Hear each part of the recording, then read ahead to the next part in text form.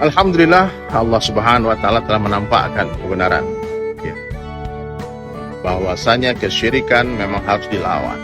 Bahwasanya penipuan-penipuan dalam metode pengobatan digunakan oleh dukun-dukun palsu harus ditumpas ke akar-akarnya. Kasihan orang sudah sakit, kemudian diambil uangnya, diperas uangnya, kemudian ditipu dengan trik-trik pengobatan palsu.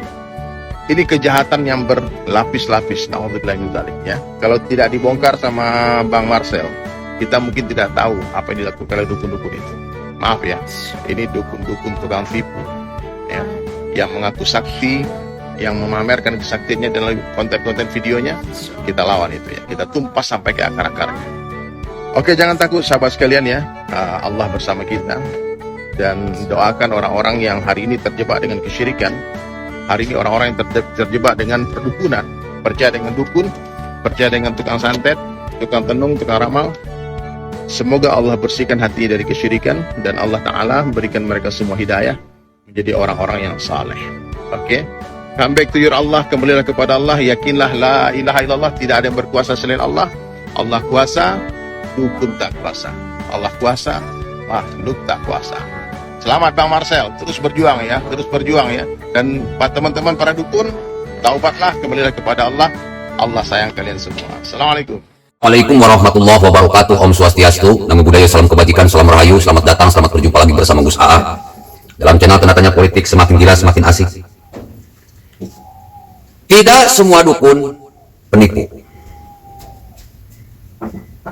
Tidak semua dukun cabul. Tidak semua dukun pakai trik sulap. Kalau Ustadz Dery mengatakan bahwa dukun adalah penipu, berarti dia ini sudah bikin fitnah yang sangat kejam. Dan dalam Islam, fitnah itu lebih kejam daripada membunuh. Begitu pula, tidak semua ulama benar.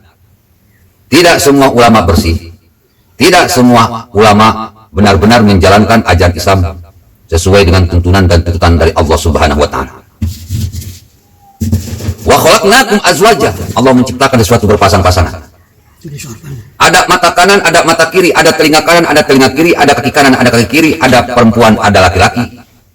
Ada tua, ada muda, ada remaja, ada anak-anak, ada utara, ada selatan. Semuanya diciptakan berpasang-pasangan.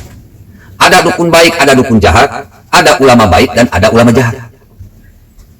Makanya kata Allah, inna fi khalqis samawati wal ardi wa ikhtilafil laili wan nahari la ayatil lil albab. Sesungguhnya dalam penciptaan langit dan bumi dan silih bergantinya siang dan malam terdapat tanda-tanda bagi orang-orang yang berakal. Berakal itu berpikir, berpikir itu berlogika. Untuk mendeteksi mana ulama yang baik, mana ulama yang jahat, mana dukun yang baik, maka dukun yang jahat, coba pakai otak.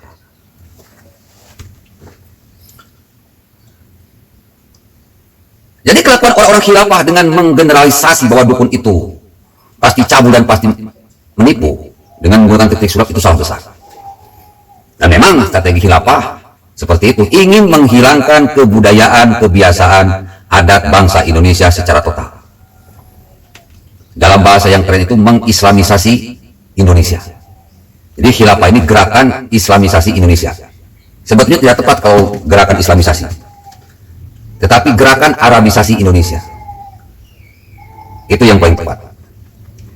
Kenapa? Karena khilafah bukan Islam. Dan Islam bukanlah khilafah. Islam lebih kepada akhlak. Islam tidak pernah menyerang. Tapi kalau diserang, tidak lari dari medan perang. Itu Islam. Konsep Islam itu bertahan. Sedangkan konsep khilafah itu menyerang. Artinya Islam bukan khilafah dan khilafah bukan Islam. Kemarin-kemarin waktu di Pilpres kita tahu, orang-orang nasionalis disebut PKI, disebut munafik, disebut kafir, disebut fasik. Bahkan disebut antek asing, antek aseng, antek asong. Tiup lilin diharamkan, tahlilan diharamkan. Lalu kemarin pergi ke Borobudur diharamkan, pergi ke Bali diharamkan. Menyerang dan menyerang, memprovokasi dan memprovokasi, itulah kelakuan orang khilafah. Ingin menghilangkan adat kebiasaan bangsa Indonesia. Juga bangunan-bangunan kebanggaan dari bangsa Indonesia. Dan sekarang ingin menghabiskan perdukunan Indonesia. Mau baik, mau jahat, pokoknya habisin semua. Saya kadang-kadang terheran-heran dengan pemerintah kita ini. Sekarang semakin gila khilafah, melakukan memprovokasi, mengangkat isu-isu untuk memisahkan rakyat Indonesia dari pemerintahnya. Rakyat Indonesia diberikan sebuah karakter mempunyai sifat kebencian yang sangat, lalu dipaksa untuk mendukung khilafah. Ya nanti ujung-ujungnya kekuasaan. Kalau khilafah sampai berkuasa, yakinlah nasib Indonesia akan seperti Suriah. Nah, Ustadz dari ini kelompok khilafah. Mereka menyerang. Padahal kalau kita perhatikan benar-benar, tidak ada yang salah dari dukun. Mau jahat, mau baik, dukun tidak salah. Yang salah itu ya orangnya yang datang ke dukun. Kenapa mau datang? Jadi yang harus diperbaiki itu pemikiran, karakter dari umat Islam. Salah besar kalau menghajar dukun. Mengajar dukun nggak perlu dengan kekerasan. Mengajar dukun nggak perlu dengan provokatif. Wah. Kalau misalkan umat Islam banyak yang tersadarkan, bangsa Indonesia banyak yang tersadarkan, cukup dengan memberikan nasihat-nasihat. Tidak perlu menghancurkan dukun dengan melakukan hoak-hoak. Toh dukun nanti kalau kurang pasiennya pasti akan berhentikan. Kalau sekarang dukun diangkat, masa perlu diangkat tanpa merubah otak, akhlak dan mental rakyat Indonesia, bangsa Indonesia, percuma. Malah dukun semakin viral, pasien semakin banyak. Kalian mau membahas dukun nggak akan bisa selama pasiennya masih banyak. Meskipun dukun banyak, kalau pasiennya sedikit, dukun akan gulung tikar. Jadi mindset ini penting. Rubahlah mindset umat Islam, rakyat Indonesia, bangsa Indonesia, agar bisa berpikir cerdas, hidup dengan cerdas.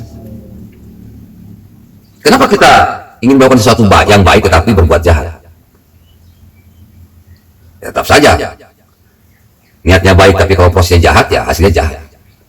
Dan saya yakin dukun tidak akan pernah bisa dibahas selama rakyatnya tidak diberikan pengertian, dicerdaskan otaknya, akhlaknya dan mentalnya. Percuma. Jadi saya ketawa-ketawa aja lihat kelakuan si Ustadz dari ini. Katanya mau membahas dukun, nggak akan bisa. Karena itu sudah ketetapan dari Allah. Dukun itu sudah ada dalam Al-Quran. Wa min syarrin nafasati fil uqad. Berlindungan dari para tukang sihir atau para dukun yang meniupkan para buhul-buhul. Mau dibasmi nggak akan bisa. Cara yang paling baik adalah cerdaskan otaknya, akhlaknya, mentalnya dari rakyat Indonesia. Nggak perlu bikin hoax demi konten lah. Nggak perlu bikin fitnah demi konten. Karena itu merupakan sesuatu yang jahat. Allah laknatullah ala dzalimin. Allah melaknat orang jahat. Assalamualaikum warahmatullahi wabarakatuh.